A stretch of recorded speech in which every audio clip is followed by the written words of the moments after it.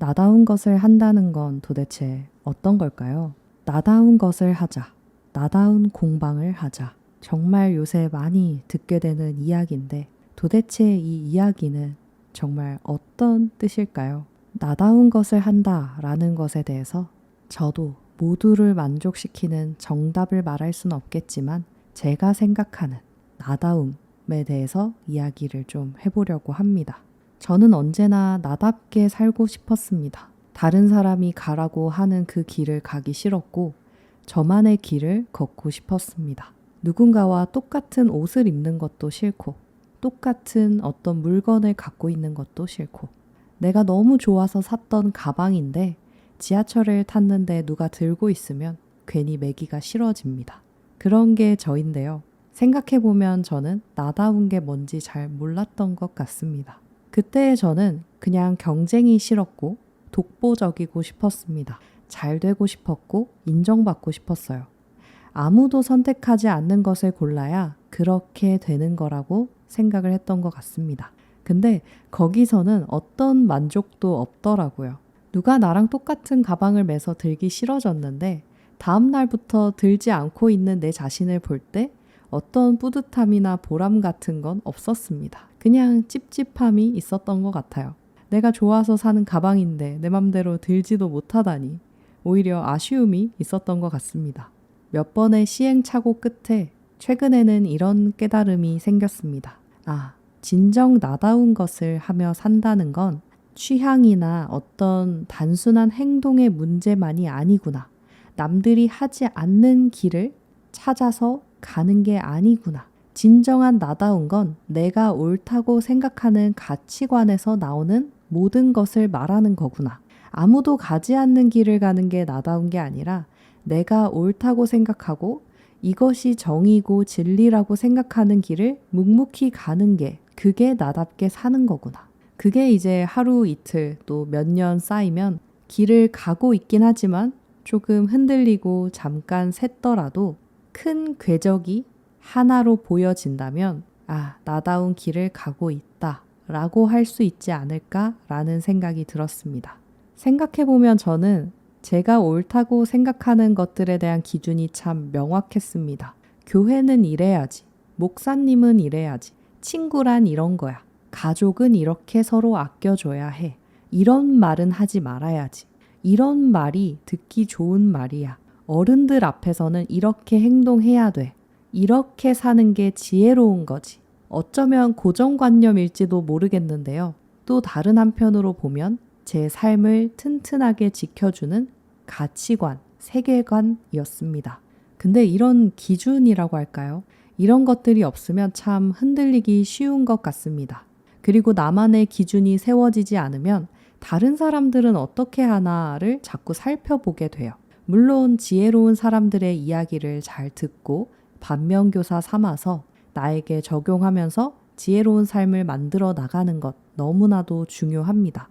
하지만 그것을 내 것으로 만들지 않고 그 사람의 것으로 남겨놓은 채 따라서 하기만 한다면 언젠가는 다시 원점으로 돌아와서 나의 것은 하나도 없는 것 같은 텅 빈 그런 느낌을 느끼게 됩니다.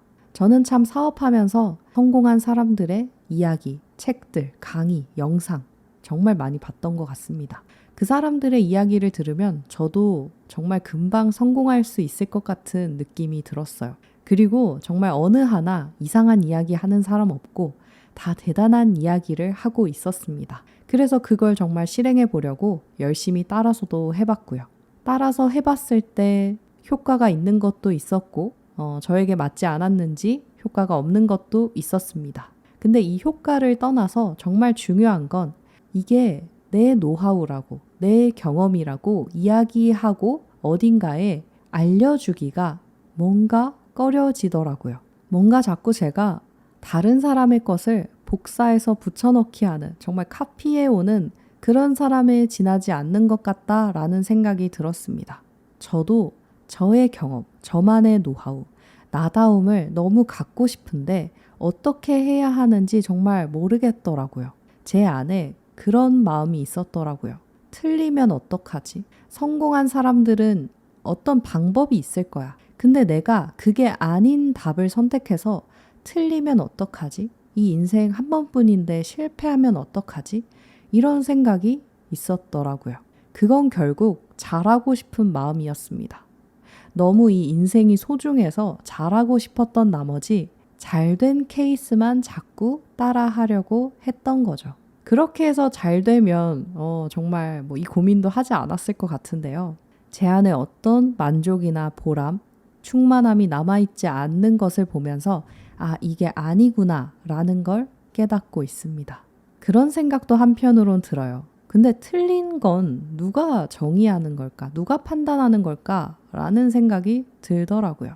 그리고 누구도 내게 그 방법은 틀렸어 라고 말하지 않는데 정말 설령 누가 너 그거 틀렸어 라고 할지라도 이거 틀린 거구나 라고 생각하는 건 제 몫이었다는 걸 깨달았습니다. 결국 모든 생각은 다 제가 만들어내고 있더라고요. 그때 저의 아주 큰 연약함을 발견했습니다. 제가 되게 인생을 아주 오점 없이 완벽하게 살아내려고 하고 있었더라고요. 근데 인간인지라 아무리 훌륭하고 똑똑한 사람이어도 한 치 앞도 알 수 없는데 어떻게 완벽해질 수 있을까라는 생각을 하게 됐습니다. 그리고 완벽은 뭘까 생각을 했어요. 완벽이 1등이라면 모든 사람이 완벽해질 수 없겠구나. 나보다 조금 더 능력이 있거나 나은 사람 또는 먼저 깨달은 사람이 있으면 그 사람이 1등을 하겠구나. 그러면 지구상에 단 한 사람만 1등을 할 수 있고 나머지는 불행해져야 하는 걸까? 그런 생각까지 들게 됐습니다. 100명이 있으면 100명 다 행복할 수 있는 방법은 없을까? 결국 답은 나왔더라고요.